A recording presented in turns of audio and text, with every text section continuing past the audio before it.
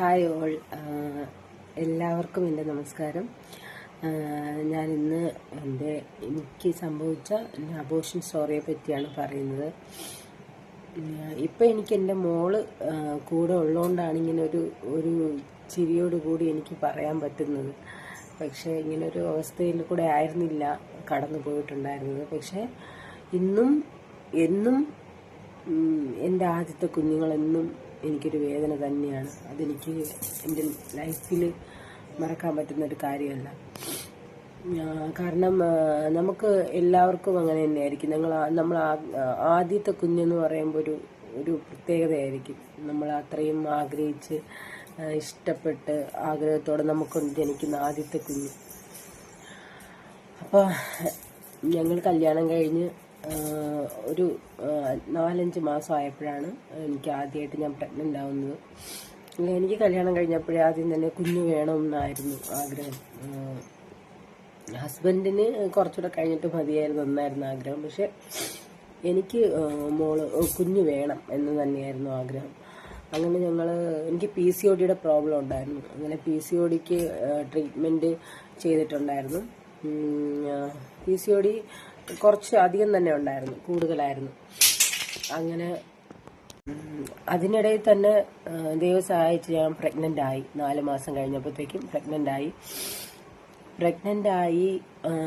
ആദ്യം തന്നെ ചെറിയ സ്പോട്ടിങ് വന്നിട്ടുണ്ടായിരുന്നു. അപ്പോൾ ഡോക്ടർ പറഞ്ഞു കുഴപ്പമില്ല, അങ്ങനെ ആയിരിക്കും, കുഴപ്പമില്ല. നിങ്ങൾ പ്രൊജക്ഷൻ ടാബ്ലറ്റ് തന്നിട്ടുണ്ടായിരുന്നു. പിന്നെ പ്രൊജക്ഷൻ ഇഞ്ചക്ഷൻ വീക്കിലി ഓൺസ് എടുക്കുമായിരുന്നു. അപ്പോൾ അങ്ങനെ ഇരിക്കുമ്പോഴേനും 3-ാം മാസത്തെ സ്കാനിങ്ങിൽ ഡോക്ടർ പറഞ്ഞു സെർവിക്സിൻ്റെ ലെങ്ത് കുറവാണ്, എന്നാലും കുഴപ്പമില്ല, 3 താഴോട്ട് പോയാലേ പ്രോബ്ലം ഉള്ളൂ എന്ന് പറഞ്ഞു. പക്ഷെ പിന്നെ അവിടെ ഒരു ഗുഡ് ന്യൂസ് എന്ന് പറഞ്ഞാൽ എനിക്ക് ട്വിൻസ് ആയിരുന്നു ആദ്യം. അപ്പോൾ ഞങ്ങൾക്ക് ഒരു കുഞ്ഞ് കിട്ടുന്നത് തന്നെ ഭയങ്കര സന്തോഷമാണ്. അപ്പോൾ പിന്നെ 2 കുട്ടികളെന്ന് പറഞ്ഞപ്പോൾ എനിക്ക് ഭയങ്കര സന്തോഷമായിരുന്നു. 2 കുഞ്ഞുങ്ങളല്ലേ വരാൻ പോകുന്നു പറഞ്ഞിട്ട്. അപ്പം അങ്ങനെ ഇരിക്കുന്ന സമയത്ത് ബെഡ് റെസ്റ്റിൽ തന്നെയായിരുന്നു. എന്നാലും വലിയ രീതിയിലുള്ള ബെഡ് റെസ്റ്റ് ഒന്നും അല്ലായിരുന്നു. എണീറ്റ് നടക്കും, എൻ്റെ കാര്യങ്ങളൊക്കെ ഞാൻ തന്നെ ചെയ്യും, അല്ലാതെ വേറെ. അങ്ങനെ ഞാൻ എല്ലാവരുടെ അടുത്തും പറയുകയും ചെയ്തായിരുന്നു ട്വിൻസാണ് എന്നൊക്കെ ഉള്ള കാര്യങ്ങൾ. അങ്ങനെ ഇരുന്നപ്പോഴത്തേക്കും 5-ാം മാസം ആയപ്പോഴത്തേക്കും എനിക്കൊരു ദിവസം ഇങ്ങനെ വൈറ്റ് ഡിസ്ചാർജ് ഇടയ്ക്കിടയ്ക്കൊക്കെ വരുമായിരുന്നു. പക്ഷെ അന്നെന്തോ ഒരു ബൾക്കിയായിട്ട് ഒരു വൈറ്റ് ഡിസ്ചാർജ് ഇങ്ങനെ വന്നായിരുന്നു. അങ്ങനെ ഹോസ്പിറ്റലിൽ കൊണ്ടുപോയപ്പം ഡോക്ടർ പറഞ്ഞു സെർവിക്സ് ഷോർട്ടേജ് 2.2 ആയിട്ടുണ്ട്. അപ്പം നമുക്ക് ഈ ബൾജ് ചെയ്ത് നിൽക്കുകയാണ്, അതായത് പഞ്ഞിക്കുടം ബൾജ് ചെയ്ത് നിൽക്കുകയാണെന്ന് പറഞ്ഞായിരുന്നു. പുറത്തേക്ക് വന്നിക്കുകയാണ്, നമുക്കിത് രക്ഷപ്പെടുത്താൻ പറ്റത്തില്ല, സ്റ്റിച്ച് ഇടാൻ പറ്റില്ല, അതിന് മാത്രം സെർവിക്സ് വികസിച്ച് പോയി, സ്റ്റിച്ച് ഇടാൻ പറ്റത്തില്ല എന്ന് പറഞ്ഞു. ഡോക്ടർ എന്നെ മുഖത്തൊക്കെ തന്നെ പറഞ്ഞു, ഗ്രീഷ്മ, ഞങ്ങൾക്ക് ഈ കുഞ്ഞുങ്ങൾ രക്ഷപ്പെടുത്താൻ പറ്റൂല, പോകുന്നുള്ളത്. പക്ഷേ അപ്പോൾ ഞങ്ങൾ ചെറിയൊരു സ്കോപ്പ് മനസ്സിലുണ്ടായിരുന്നു. ഞങ്ങൾ അങ്ങനെ ഹോസ്പിറ്റലിൽ ഷിഫ്റ്റ് ചെയ്തു. അവിടെ തന്നെ വേറൊരു ഹോസ്പിറ്റലിലോട്ട് മാറി. അവരും സ്റ്റിച്ച് ഇടാമെന്ന് പറഞ്ഞു. പക്ഷെ ഒരു ദിവസം ഫുൾ അഡ്മിറ്റ് ചെയ്തു. പിറ്റേ ദിവസം ഡോക്ടർ പറഞ്ഞു സ്റ്റിച്ച് ഇടാൻ പറ്റില്ല എന്ന്. അങ്ങനെ അന്ന് ഞങ്ങൾക്ക് 2 കുഞ്ഞുങ്ങൾ നഷ്ടപ്പെട്ടു. ആദ്യം ഒരു കുഞ്ഞ് വന്നു, നോർമൽ ഡെലിവറി കൂടെ തന്നെയാണ് കുഞ്ഞ് പുറത്തു വന്നത്. 2 മോളായിരുന്നു. കുഞ്ഞിനെ ഞാൻ കണ്ടില്ല. അങ്ങനെ 5-ാം മാസത്തിലാണ് ആ കുഞ്ഞുങ്ങളെ എനിക്ക് നഷ്ടപ്പെട്ടത്. പിന്നെ ഒരിക്കൽ ചേട്ടൻ്റെ ഫോണിൽ നിന്ന് ഞാൻ ആ കുഞ്ഞുങ്ങളെ കണ്ടിട്ടുണ്ട്, അല്ലാതെ നേരിട്ട് കാണുകയോ തൊടുകയോ ചെയ്തില്ല. നമുക്ക് ആദ്യമായി ജനിക്കുന്ന കുഞ്ഞ് ഒന്ന് കാണുക പോലും ചെയ്യാതെ, ഒന്ന് തൊട പോലും ചെയ്യാതെ നമ്മളെ വിട്ടു പോകുമ്പോഴത്തേക്കും ഉണ്ടാകുന്ന വേദന എത്രത്തോളം ആണെന്ന് അത് അനുഭവിച്ചവർക്ക് മാത്രമേ പറയാൻ പറ്റുള്ളൂ. എൻ്റെ വീഡിയോ കാണുന്ന ചിലരെങ്കിലും അങ്ങനെ ഒരു സിറ്റുവേഷനിലൂടെ കടന്നു പോയിട്ടുണ്ടെങ്കിൽ അല്ലാത്തവർക്ക് മനസ്സിലാവില്ല, അത് ഉറപ്പാണ്. നമ്മുടെ സങ്കടങ്ങൾ, നമ്മളൊരു അനുഭവം പറയുമ്പോഴത്തേക്കും മറ്റൊരാൾക്ക് ആ ഒരു സെയിം സിറ്റുവേഷനിൽ കൂടെ അവർ ആ ഒരു സിറ്റുവേഷനിൽ കടന്നു പോയാൽ മാത്രമേ നമ്മളെ ദുഃഖം എത്രത്തോളമാണെന്ന് അവർക്ക് മനസ്സിലാവുള്ളൂ. അല്ലാതെ നമ്മളെ കേട്ടിരിക്കുന്നവർക്കെല്ലാം അതൊരു വെറും കഥ മാത്രമാണ്. എൻ്റെ ജീവിതത്തിൽ നിന്ന് ഞാൻ പഠിച്ച പാഠമാണത്. വല്ലാത്തൊരു ട്രോമയിൽ കൂടെയാണ് കടന്നുപോയത്. അതെങ്ങനെ കരകയറിയെന്ന് എനിക്ക് ഇപ്പോഴും ചിന്തിച്ചറിഞ്ഞൂടാ. അങ്ങനെ ഒരു 3-4 മാസം കഴിഞ്ഞപ്പോഴത്തേക്കും വീണ്ടും ഞാൻ പ്രഗ്നന്റ് ആയി. അപ്പോൾ എന്തായാലും ഇത് കിട്ടും എന്നൊരു ഉറപ്പുണ്ടായിരുന്നു. ഡോക്ടർ പറഞ്ഞു സെർവിക്സ് സ്റ്റിച്ച് നമുക്കിടാം, 3-ാം മാസം സ്റ്റിച്ച് ഇടാം, വേറെ പ്രോബ്ലം ഇല്ല, സ്റ്റിച്ച് ഇട്ട് കഴിഞ്ഞാൽ വേറെ ഒരു പ്രോബ്ലം ഉണ്ടാവത്തില്ല, നമുക്ക് നോർമൽ ചെയ്യുന്ന പോലെ കാര്യങ്ങളൊക്കെ ചെയ്യാം, ബെഡ് റെസ്റ്റ് ഒന്നും അധികം വേണ്ടി വരൂല എന്നൊക്കെ പറഞ്ഞു. അങ്ങനെ വലിയ സന്തോഷത്തോടെയായിരുന്നു 3-ാം മാസം സ്റ്റിച്ചിട്ടു. വേറെ കുഴപ്പമൊന്നുമില്ലായിരുന്നു. സ്റ്റിച്ചിന് ശേഷമൊക്കെ വലിയ കുഴപ്പമില്ലാതെയൊക്കെ പോയിട്ടുണ്ടായിരുന്നു.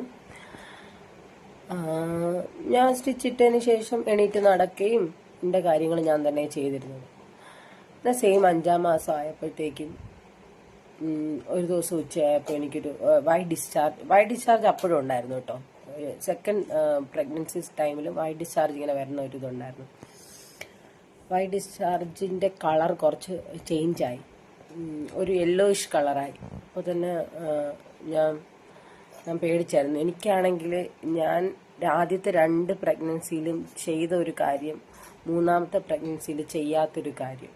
അത് ചെയ്യാതിരുന്നതിൽ ഇപ്പോഴും എനിക്ക് വളരെ സന്തോഷമുണ്ട്. കാരണം എൻ്റെ ആദ്യത്തെ 2 പ്രഗ്നൻസിയിലും എന്തൊരു പ്രോബ്ലം കണ്ടാലും, ഈവൻ ഒരു മെഡിസിൻ ഡോക്ടർ തന്നാൽ പോലും ഞാൻ ഗൂഗിൾ ചെയ്യും, ഇതെന്താണ്, ഇതിലെന്തൊക്കെയുണ്ട്, ഇതിൻ്റെ എന്തൊക്കെയാണെന്നുള്ളത്. അങ്ങനെ ഞാൻ ഉടനെ ഗൂഗിൾ ചെയ്ത് നോക്കി എന്താണ് ഇങ്ങനെ വൈറ്റ് ഡിഷ്. അപ്പോൾ ഇങ്ങനെ കളർ ചേഞ്ചായി വരുന്നത്. അപ്പോൾ അതിൽ കണ്ടെന്ന് വെച്ചാൽ ഇൻഫെക്ഷൻ ആയിട്ടുണ്ടാവാമെന്ന്. അങ്ങനെ സമാധാനമില്ല. ഹോസ്പിറ്റലിൽ ഡോക്ടറെ വിളിച്ചു. ഡോക്ടർ പറഞ്ഞു ഒന്ന് അഡ്മിറ്റ് ആയിക്കൊള്ളാൻ പറഞ്ഞു. അങ്ങനെ പോയി.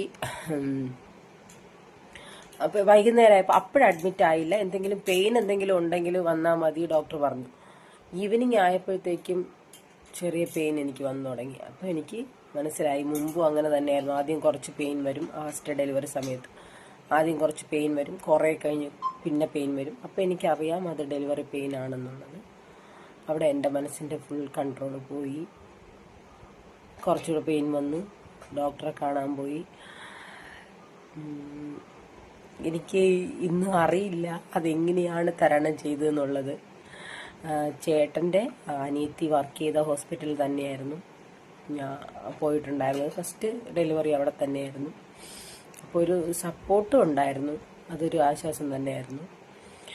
അങ്ങനെ ഡോക്ടർ പറഞ്ഞു സ്റ്റിച്ച് ഇങ്ങനെ താഴോട്ട് വന്നിട്ടുണ്ട്. സ്റ്റിച്ച് പൊട്ടിയിട്ടില്ല, പക്ഷെ സ്റ്റിച്ച് വലിഞ്ഞ് താഴോട്ട് വന്നിട്ടുണ്ട്.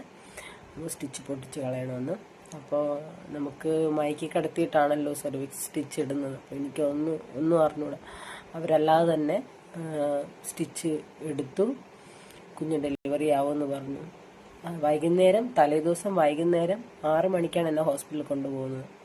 ഒരു 7 മണിയോടെ ഞങ്ങൾ 6 മണിക്കൊക്കെ ഇറങ്ങി, ഒരു 7 മണിയോടെയൊക്കെ അവിടെ ഡെലിവറി റൂമിനകത്ത് കയറ്റിയതാണ്. പക്ഷെ പിറ്റേ ദിവസം 5 മണി വരെയും ആ പെയിൻ എന്താണെന്നറിയില്ല. ഞാൻ ചെയ്ത എല്ലാ പാവങ്ങളും അതോടെ തീർന്നു പോയി എന്ന് വിശ്വസിക്കുന്നു ഞാൻ. കാരണം അത്രയും വേദന സഹിച്ചു. ഇനി എനിക്ക് ജീവിതം വേണം. ഞാൻ ഡോക്ടർ പറഞ്ഞു എന്നെ ഒന്ന് കൊന്നു തരുമോ, ഇനി ഞാൻ എന്തിനാണ് ജീവിക്കുന്നത്, എൻ്റെ കുഞ്ഞുങ്ങൾ എല്ലാം നഷ്ടപ്പെട്ടു പോകുന്നു, ഇനി എനിക്ക് ജീവിക്കണ്ട, എന്നെ കൊന്നു തരുമോ എന്നൊക്കെ ഞാൻ പറഞ്ഞു. വീട്ടിൽ അമ്മയെ കാണണം, ചേട്ടനെ കാണണം, അങ്ങനെ എല്ലാവരെയും കണ്ടു. ഇനി എനിക്കറിയാം നമുക്ക് ഒരു കുഞ്ഞും കൂടെ ഇല്ലെങ്കിൽ ഒരു ലൈഫ് കംപ്ലീറ്റ് അല്ല എന്ന് വിശ്വസിക്കുന്ന ഒരാളാണ് ഞാൻ. കാരണം എന്നെ സംബന്ധിച്ച് എനിക്കൊരു കൂട്ട്, എൻ്റെ ഹസ്ബൻഡ് വളരെ നല്ലതാണ്. എങ്കിലും എനിക്കൊരു കുഞ്ഞെന്ന് പറയുന്നത് ഭയങ്കര ഒരു സ്വപ്നമായിരുന്നു. അപ്പം അതും പോവാണ് കൈയിട്ടെന്ന് പറഞ്ഞപ്പോൾ ആകെ എന്താന്ന് അറിഞ്ഞൂടാ. അങ്ങനെ പിറ്റേ ദിവസം രാവിലെ 5:30 മണിയൊക്കെ ആയപ്പോഴത്തേക്കാണ് എൻ്റെ മോനായിരുന്നു. എനിക്കറിഞ്ഞു, അതും ഞാൻ കണ്ടില്ല. തൊട്ട് നോക്കണമെന്ന് ഞാൻ പറഞ്ഞായിരുന്നു ചേട്ടൻ്റെ അടുത്തൊന്ന് കൈവച്ച് തൊട്ട് നോക്കിപ്പിക്കണമെന്ന്. എന്നിട്ട് ഞാൻ പറഞ്ഞു വേണ്ട, തൊടാൻ വേണ്ട. ആ മോനെ ഞാൻ ഇന്നും കണ്ടിട്ടില്ല. അതിൽ ഫോട്ടോ എന്തെങ്കിലും എടുത്ത് വെച്ചിട്ടുണ്ടോ എന്ന് എനിക്ക് അറിഞ്ഞുകൂടാ, ചേട്ടനാരെങ്കിലും. പക്ഷെ ഞാൻ കണ്ടിട്ടില്ല, ഇന്നും ഞാൻ കണ്ടിട്ടില്ല. ഞാൻ കാണണ്ടെന്ന് ഞാൻ പറഞ്ഞായിരുന്നു. അങ്ങനെ ഒരു മോനെ എനിക്ക് ഭയങ്കര ഇഷ്ടമായിരുന്നു, ഒരു മോൻ വേണം എന്നുള്ളത്. പക്ഷെ ആ അതോടെ പോയി. അതായിരുന്നു 2 അബോർഷനും. പിന്നെ ഡോക്ടർ എല്ലാവരുടെയും കുറേ സമാധാന വാക്കുകൾ. എന്നാലും ഞാൻ പറഞ്ഞല്ലോ, അനുഭവിച്ചവർക്ക് മാത്രമേ അതിൻ്റെ വേദന മനസ്സിലാവുള്ളൂ. അബോർഷൻ എന്ന് പറയുന്നത് നിസ്സാരമായിട്ടുള്ള ഒരു കാര്യമല്ല. കാരണം അബോർഷൻ നമ്മൾ ആഗ്രഹിച്ചിട്ട് നമുക്കൊരു കാര്യം നഷ്ടപ്പെടുമ്പോൾ ഉണ്ടാകുന്ന വേദന, നമുക്ക് ആഗ്രഹിക്കാതെ നമ്മളെ ലൈഫിൽ നിന്ന് പോകുന്ന ഒരു കാര്യം തമ്മിൽ ഒരുപാട് വ്യത്യാസമുണ്ട്. അതുകൊണ്ട് തന്നെ എനിക്ക് ദൈവവിശ്വാസവും ദൈവവും എല്ലാം അതോടെ ഞാൻ നിർത്തിയായിരുന്നു. ഇനി ഒന്നും എൻ്റെ ജീവിതത്തിൽ വേണ്ട എന്ന് തീരുമാനിച്ചൊരു വ്യക്തിയാണ് ഞാൻ.